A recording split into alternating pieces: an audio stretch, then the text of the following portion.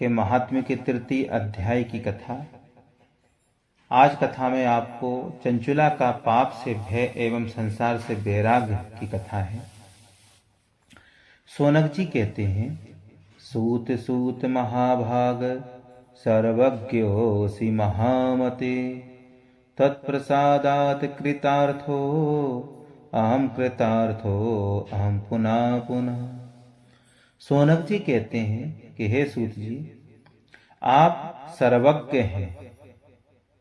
आपके कृपा प्रसाद से मैं बारंबार कृतार्थ हुआ हूँ। इतिहासमिमं श्रुत्वा मनो में तीव मोदिते। इस इतिहास को सुनकर मेरा मन अत्यंत आनंद में निमग्न हो रहा है। अब भगवान शिव में प्रेम बढ़ाने वाली शिव संबंधिनी दूसरी कथा को भी कही। अमृत पीने वाले को लोक में कहीं मुक्ति नहीं प्राप्त होती, किंतु भगवान शंकर के कथामृत का पान तो प्रत्यक्ष मुक्ति देने वाला है। सदा शिव की जिस कथा के सुनने मात्र से मनुष्य शिवलोक प्राप्त कर लेता है, वह कथा धन्य है। सूत जी कहते हैं, मैं आपके सामने गोपनीय कथा वस्तु का भी वर्णन करूंगा। मैं बताता हूं।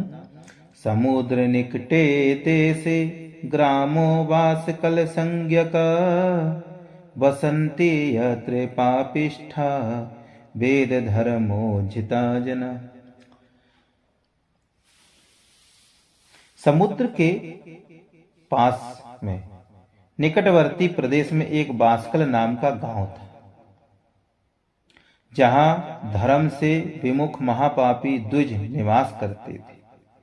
वे सब के सब बड़े दुष्ट हैं। उनका मन दूषित विषयों भोगों में ही लगा रहता था। वे न देवताओं पर विश्वास करते हैं, न भाग्य पर। वे सभी कुटिल वृत्ति वाले हैं, किसानी करते हैं और भांति भांति के घातक अस्त्र शस्त्र भी रखते हैं। ज्ञान वैराग्य तथा सद धर्म को वे बिल्कुल नहीं जानते। उन सभी की पशु बुद्धि थी और सदा दूषित बातों में ही लगे रहते थे।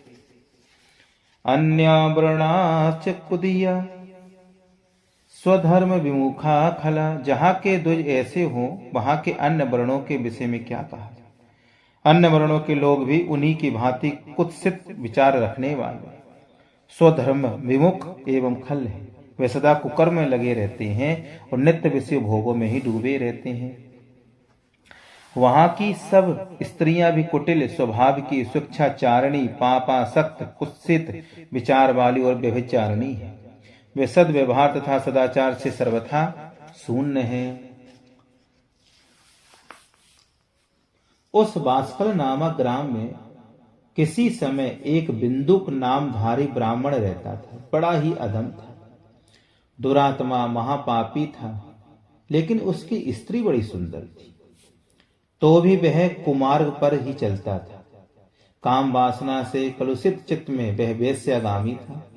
उसकी पत्नी का नाम चंचुला था। वह सदा उत्तम धर्म के पालन में लगी रहती थी, तो भी उसे छोड़कर वह दुष्ट ब्राह्मण कामासक्त होकर वेश्यागामी हो गया। इस तरह को कर्म में लगे हुए उस बिंदुक ने बहुत वर्ष बीतित हो गए। उसकी स्त्री चंचुला काम से पीड़ित होने पर भी स्वधर्मनाश के भय से कलेश सहकर भी बहुत समय तक धर्म से भ्रष्ट नहीं हुई। परंतु दुराचारी पति के आचरण से प्रभावित होने के कारण काम पीड़ित हो आगे चलकर वह स्त्री भी दुराचारणी हो गई। भ्रष्ट चरित्र वाले वे कुमार कामिनी अपने पति की दृष्टि बचाकर रात्रि में चोरी छिपे अन्य पापी जार पुरुष के साथ में रहने लगे। एक बार उस ब्राह्मण ने अपनी उस दुराचारणी पत्नी को, चंचुला को, काम सक्त में पुरुष के साथ में रात्रि के समय देख ली। उस दुष्ट तथा दुराचार में आसक्त मन वाली पत्नी को रात में पर पुरुष के साथ व्यभिचारत देखकर वह क्रोध पूर्वक वेग से दौड़ा। उस दुष्ट बिंदुक को घर में आया जानकर वह कपटी व्यभिचारी तेजी से भाग गया। तब वह दुष्ट आत्मा बिंदुक अपनी पत्नी को पकड़कर उसे डांटता हुआ मुक्कों से बार बार पीटने लगा। वह व्यभिचारिणी दुष्ट नारी चंचुला पीटी जाने पर कुपित होकर निर्भीकता पूर्वक अपने दुष्ट पति बिंदुक से कहने लगी। चंचुला बोली, मुझ पति परायणा युवती पत्नी को छोड़कर आपको बुद्धि बस प्रतिदिन वेश्या के साथ इच्छानुसार रमण करते। आप ही बतावें कि रूपवती तथा कामसक्त चित्त वाली मुझ युवती के पति संसर्ग के बिना क्या गति होगी। मैं अत्यंत सुंदर हूं तथा नव यौवन भी हूं। सूत जी कहते हैं, उस स्त्री के इस प्रकार कहने पर वह मूढ़ बुद्धि मूर्ख ब्राह्मण अधम स्वधर्म विमुख दुष्ट पापी बिंदुक कहने लगा। बिंदुक कहता है, सत्य में तत्वयोक्तम ही काम व्याकुल चेतसा। काम से व्याकुल चित्त होकर तुमने ये सत्य ही कहा है। तुम भय त्याग दो और मैं जो तुमसे हित की बात कहता हूं उसे सुनो। तुम निर्भय होकर नित्य पर पुरुष के साथ संसर्ग करो, उन्हें संतुष्ट करके उनसे धन खींचो। वे सारा धन वेश्या के प्रति आसक्त मन वाले मुझको दे दिया करो। इससे तुम्हारा और मेरा दोनों का ही स्वार्थ सिद्ध हो जाएगा।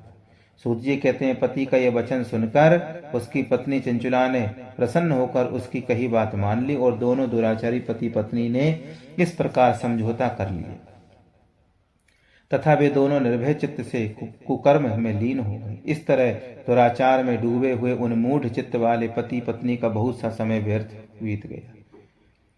शूद्र जातीय वेश्या का पति बना हुआ वे दूषित बुद्धि वाला दुष्ट ब्राह्मण बिंदुक समय अनुसार मृत्यु को प्राप्त हो नरक में चला गया। बहुत दिनों तक नरक के दुख भोगकर वह मूढ़ बुद्धि पापी विंध्या पर्वत पर भयंकर पिशाच हुआ। इधर उस दुराचारी पति बिंदुक के मर जाने पर वह मूढ़ हृदया चंचुला बहुत समय तक पुत्रों के साथ अपने घर में ही रही। इस प्रकार प्रेम पूर्वक काम सक्त में होकर जारों के साथ विहार करती हुई उस चंचुला नामक स्त्री का कुछ यौवन समय के साथ ढलने लगा। एक दिन देव योग से किसी पुण्य पर्व के आने पर वह स्त्री भाई बंधुओं के साथ गोकर्ण क्षेत्र में गई। तीर्थ यात्रियों के संग से उसने भी उस समय जाकर किसी तीर्थ में जल में स्नान किया। फिर वे साधारणता बंधुजनों के साथ इधर उधर घूमने लगी। किसी देव मंदिर में ब्राह्मण के मुख से भगवान शंकर जी की कथा को सुनने लगी और भगवान कथावाचक ब्राह्मण कह रहे थे, जो स्त्रियां पर पुरुषों के साथ व्यभिचार करती हैं वो मरने के बाद जब यमलोक में जाती हैं तब यमराज के दूत उनके गुप्त अंगों में लोहे का परीक डालते हैं। पौराणिक ब्राह्मण के मुख से यह वैराग्य बढ़ाने वाली कथा सुनकर चंचुला भय से व्याकुल हो वहां कांपने लगी। जब कथा समाप्त हुई और लोग वहां से बाहर चले गए तब वह भयभीत नारी एकांत में शिव पुराण की कथा को बांचने वाले उस ब्राह्मण से कहने लगी। चंचुला ने कहा, हे ब्राह्मण, मैं अपने धर्म को नहीं जानती थी, इसलिए मेरे द्वारा बहुत ही दुराचार हुआ है। इसे सुनकर मेरे ऊपर अनुपम कृपा करके आप मेरा उद्धार कीजिए। मैंने मूढ़ बुद्धि के कारण घोर पाप किया है। मैंने कामंद होकर अपनी संपूर्ण युवावस्था विचार में बिताई है। आज वैराग्य रस से ओतप्रोत आपके इस प्रवचन को सुनकर मुझे बड़ा भय लग रहा है। मैं कांप उठी हूँ और मुझे इस संसार से वैराग्य हो गया है। मुझ मूढ़ चित्त वाली पापिनी को धिक्कार है। मैं सर्वथा निंदा के योग्य हूँ। थोड़े से सुख के लिए अपने हित का नाश करने वाले तब भयंकर कष्ट देने वाले घोर पाप मैंने अनजाने में ही कर डाले। न जाने किस किस घोर कष्टदायक दुर्गति में मुझे पड़ना पड़ेगा और कहाँ और वहां कौन बुद्धिमान पुरुष को मार्ग में मन लगाने वाली मुझ पापनी का साथ देगा। मृत्यु काल में उन भयंकर यमदूतों को मैं कैसे देखूंगी। जब वे बलपूर्वक मेरे गले में फंदे डालकर मुझे बांधेंगे तब मैं कैसे धीरज धारण कर सकूंगी। नरक में जब मेरे शरीर के टुकड़े टुकड़े किए जाएंगे उस समय किसी विशेष दुख देने वाली इस महायातना को मैं वहां से कैसे सहूंगी। दुख और शोक से ग्रस्त होकर मैं दिन में सहज इंद्रियां व्यापार और रात्रि में नींद कैसे प्राप्त कर सकूंगी। मैं मारी गई, मैं जल गई, मेरा हृदय विदीर्ण हो गया और मैं सब प्रकार से नष्ट हो गई, क्योंकि मैं हर तरह से पाप में ही डूबी रही हूँ। मुझ पापनी को अपने हठात ऐसी दुर्बुद्धि क्यों दे दी, जो सभी प्रकार का सुख देने वाले स्वधर्म से दूर कर देती है।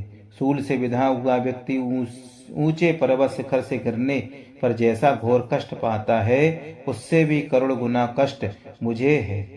सैकड़ों अश्वमेध यज्ञ करके अथवा सैकड़ों वर्षों तक गंगा स्नान करने पर भी मेरे घोर पापों की शुद्धि संभव नहीं हो सकती। मैं क्या करूं, कहाँ जाऊं, किसका आश्रय लूं? मुझे नरक गामिनी की इस संसार में कौन रक्षा करेगा? हे प्रभु, त्वमेव मैं गुरुर ब्रह्मस्त्वं माता तुम पितासि च। आप ही मेरे गुरु हैं, आप ही मेरी माता हैं और आप ही मेरे पिता हैं।